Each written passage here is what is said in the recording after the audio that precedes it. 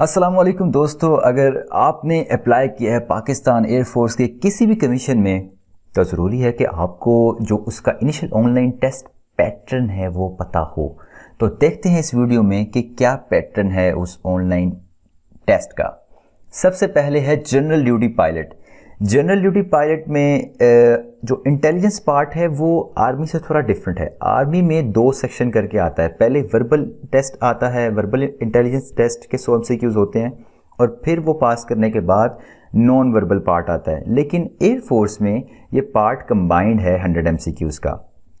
आपको सबसे पहले स्क्रीन पर 100 MCQs आएंगे और ये 100 ही हैं जो कि 40 मिनट में सोल्व करने होंगे और मिक्स होगा वर्बल और नॉन वर्बल इसी 100 MCQs में होंगे।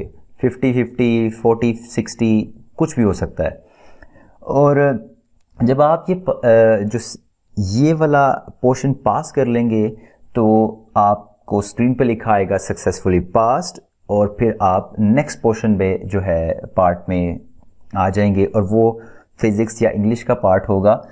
और 50 MCQs फिज़िक्स के होंगे जो कि आपको 25 मिनट में करने हैं और 75 MCQs इंग्लिश के होंगे जो कि 40 मिनट्स में करने हैं आपको। और मैं आपको एक और चीज़ बता दूं कि जो इंटेलिजेंस पार्ट है वो रिलेटिवली मुश्किल होता है आर्मी के टेस्ट की निस्बत।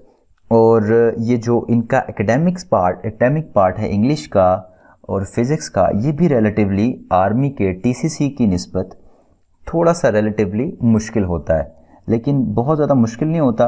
अगर मैं इसको UAT के टेस्ट से कंपेयर करूं तो फिर तो आसान ही होता है। आगे हमारे पास है एरोनॉटिकल इंजीनियरिंग। सबसे पहले हमारे पास वही पार्ट 100 MCQs आएंगे वर्बल और नॉन वर्बल, 40 मिनट में सोल्व करने हैं। अगर आप पास कर लेंगे तो 75 MCQs आपको इंग्लिश के आएंगे, इन 40 मिनट्स आपको वो सोल्व करने हैं। और फिर 50 MCQs मैथ के हैं, 25 मिनट का टाइम होगा। और ये याद रखिएगा कि अगर आप एक जो सब्जेक्ट है वो पास करेंगे तो ही आपकी स्क्रीन पर दूसरा सब्जेक्ट के MCQs आएंगे।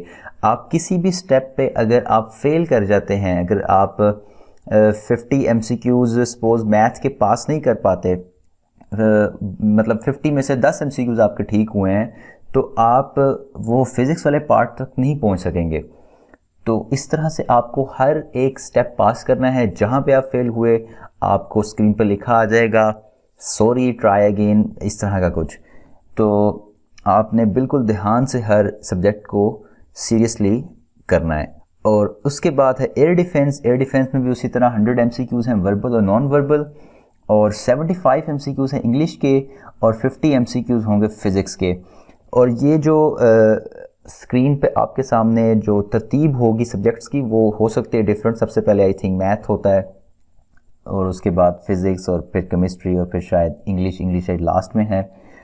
तो ये है हमारा test pattern. Short service commission वालों के लिए भी यही है कि उनका जो इंटेलिजेंस पार्ट है इसी तरह से 100 MCQs आएंगे उनको वर्बल और नॉन वर्बल जो कि 40 मिनट्स में करने हैं। और जो एकेडमिक्स पार्ट होगा वो इसी तरह से इंग्लिश और उनका जो बाकी मेजर है उसका मिक्सचर होगा। अगर किसी ने मैकेनिकल इंजीनियरिंग की है तो उसको मैकेनिकल इंजीनियरिंग में से MCQs आएंगे, और अगर किसी ने कोई कंप्यूटर साइंस या IT में अप्लाई किया है तो IT से रिलेटेड MCQs आएंगे उसके एकेडमिक पार्ट्स में।